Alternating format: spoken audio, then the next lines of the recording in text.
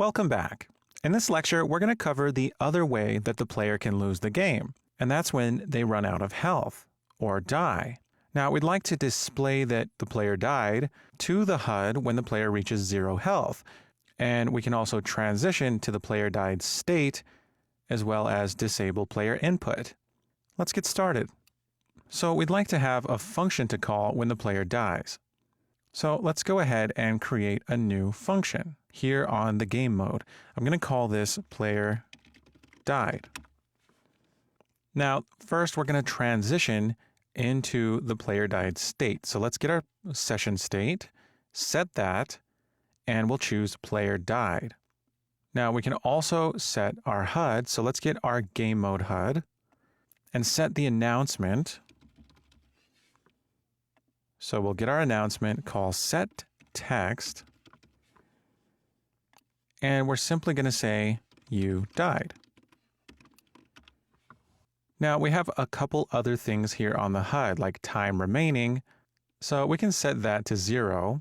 So let's get our HUD and we'll get time text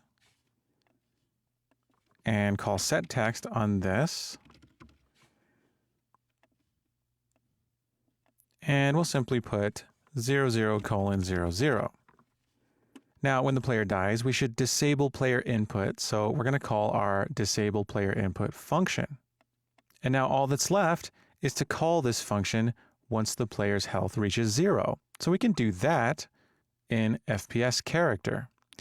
Now, in FPS character, we have our event graph where we can come up here to our on take damage event.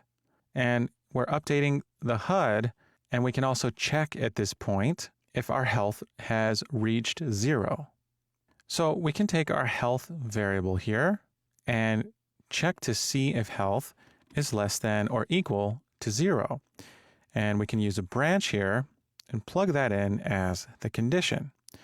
So we'll hook this up, and if the health has reached 0, then we can get our game mode. So we're going to get game mode and cast that game mode to FPS game mode.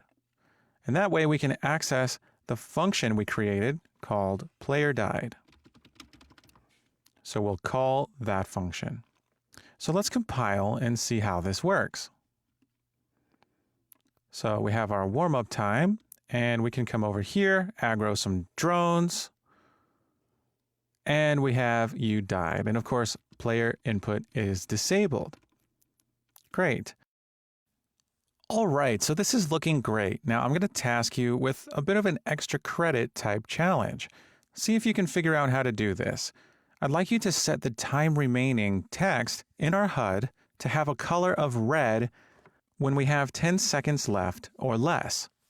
So see if you can figure out how to do this. Pause the video and give it a try.